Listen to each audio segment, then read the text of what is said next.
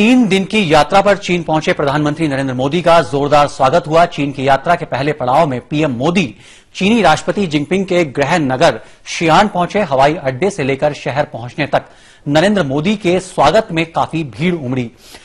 शियान शहर के विश्व प्रसिद्ध टेराकोटा यानी मिट्टी से बनी सैनिकों की मूर्तियों के संग्रहालय को मोदी देखने के लिए पहुंचे। इस संग्रहालय में चीन के पहले शासक किंग शी हुआंग की सेनाओं की मूर्तियां हैं। कहते हैं इस म्यूजियम में रखी मूर्तियां 2225 साल पुरानी हैं। सेना में पद के हिसाब से बनी मूर्तियों को करीब 7 लाख मजदूरों ने मिलकर बनाया था।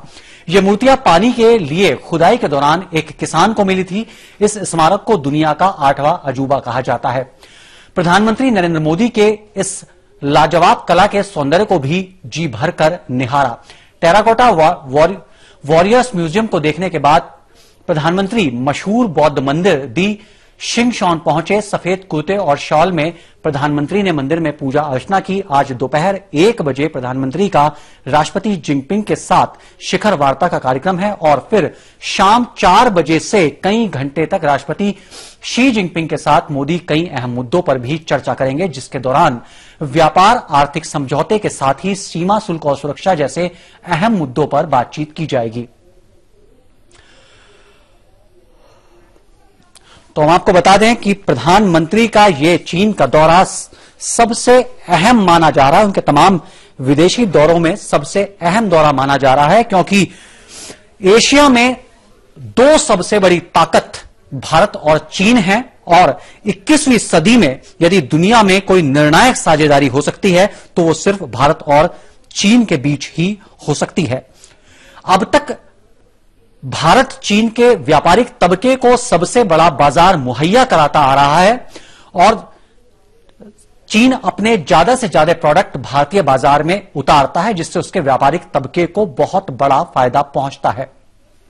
लेकिन भारत में बनने वाले प्रोडक्ट्स की खरीदारी चीन में उतनी नहीं है, क्योंकि चीन भारत से सिर्फ कच्चा धागा, कच्चा लोहा और दवाइयों के अलावा बहुत कुछ नहीं खरीदता। लिहाजा भारत और चीन के बीच होने वाले व्यापार में भारत को बहुत बड़ा नुकसान लगातार हो रहा है। इस असंतुलन को ही संतुलित करने पर आज प्रधानमंत्री मोदी चर्चा कर सकते हैं। हम आपको बता दें कि दोनों देशों के बीच 2014 में 71 अरब डॉलर का कारोबार हुआ था, लेकिन इस सच से भी इनकार नहीं किया जा सकता कि चीन के साथ जो व्यापार हो रहा है उसमें घाटा लगातार बढ़ रहा है। 2001-2002 में यह घाटा 1 अरब डॉलर था, जो कि 2014 में 38 अरब डॉलर हो गया। तो जाहिर तौर पर यह जो दोनों देशों के बीच व्यापार तो लगातार फल फूल रहा है, लेकिन फायदा जो अधिकतम फायदा है वो चीन को हो रहा है। उसका एक बहुत बड़ा कारण है व्यापारिक असंतुलन, क्योंकि चीन अपने प्रोडक्ट्स के लिए भारत में बहुत बड़ा बाजार ढूंढता है, जबकि भारत से चीन बहुत कुछ नहीं खरीदता। तो व्यापारिक जो समझौते हैं, जो व्यापारिक जो साझेदारी है, उसका जो सीधा सीधा जो बड़ा फायदा है, लगभग कहा जाए तो पूरा फायदा सिर्फ और सिर्फ चीन को मिल रहा है। इस असंतुलन के कारण भारत को लगातार व्यापारिक घाटा होता जा रहा है। तो जाहिर तौर पर आज होने वाली शिखर वार्ता में प्रधानमंत्री इस जो व्यापारिक जो असंतुलन है उसको कम करने की कोशिश करेंगे, उसको संतुलित करने की कोशिश के लिए बातचीत होगी। शियान शहर में शिंशान मंदिर के में दर्शन करने के बाद प्रधानमंत्री मोदी सड़क पर लोगों से मिले। प्रधानमंत्री ने कतार में खड़े लोगों का हाथ हिलाकर अभिनंदन किया।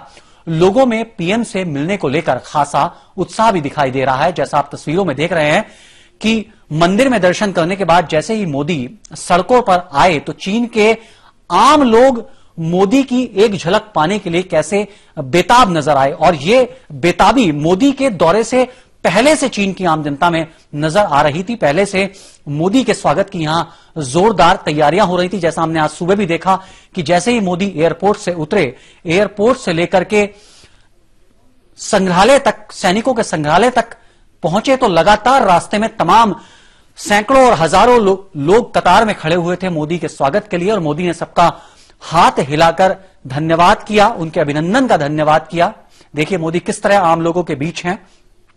और तमाम हजारों की तादाद में जो आम लोग हैं वो मोदी का स्वागत कर रहे हैं, अभिनंदन कर रहे हैं उनका। जाहिर तौर पर मोदी की यह यात्रा दोनों देशों के बीच मील का पत्थर साबित होगी, जैसा कि मोदी ने चीनी मीडिया को दिए एक इंटरव्यू में भी कहा था अपने इस 3 दिवसीय दौरे से पहले। लेकिन दोनों देशों के बीच जो एक अविश्वास की स्थिति बनी हुई, एक असहजता जो बनी हुई है, उसका एक बहुत बड़ा कारण है सीमा विवाद। और सीमा विवाद को लेकर दशकों से दोनों देशों के बीच एक अविश्वास की स्थिति बनी हुई है। हालांकि जानकारों का मानना है कि यह अविश्वास भारत की ओर से है, जबकि चीन ऐसा नहीं मानता।